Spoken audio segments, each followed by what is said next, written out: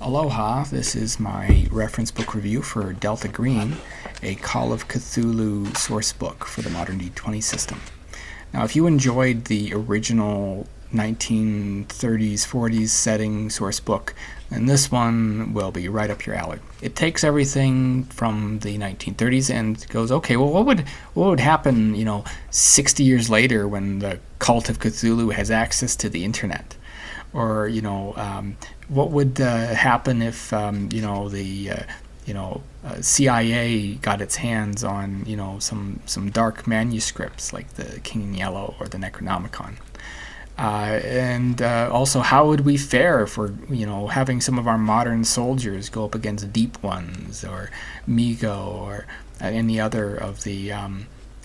creatures of the Cthulhu mythos, along with, how would certain factions like the Third Reich react to certain dark magics and blood sacrifice in their if that was in their repertoire, since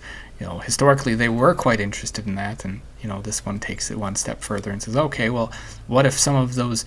evil generals survived using consciousness transfers or blood magic to stay eternally young?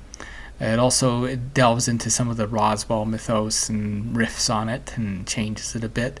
And it has a variety of different new factions it introduces. So you can kind of enjoy kind of looking at, where do they go with some of this, like Majestic 12 or the Fate or the Saucer Watch, Keratokia and what have you. And so, you can have quite a bit of fun with the campaign setting that they give you here, and a lot of really great tools that even if you're not going to maybe use this fully in the book that or the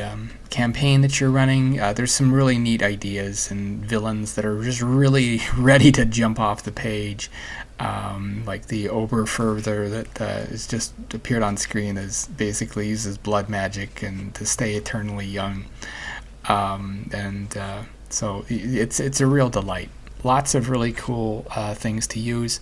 well illustrated. It does have some stat blocks in case you want to use the characters out of the box as they are. One of the things with Delta Green is it's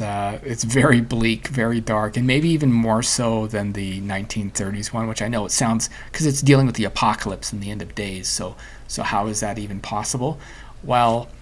when you look at introducing nuclear weapons and the internet and time machines and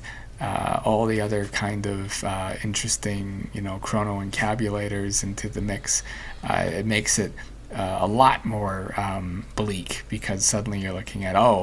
we back in the 30s, we still thought that,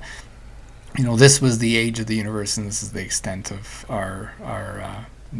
known world, and suddenly, we're even smaller now in our knowledge. So it's a very delightful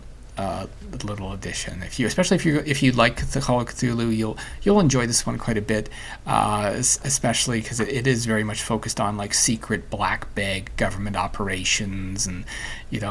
fly by night outfits, and we're off the book, and we're working for some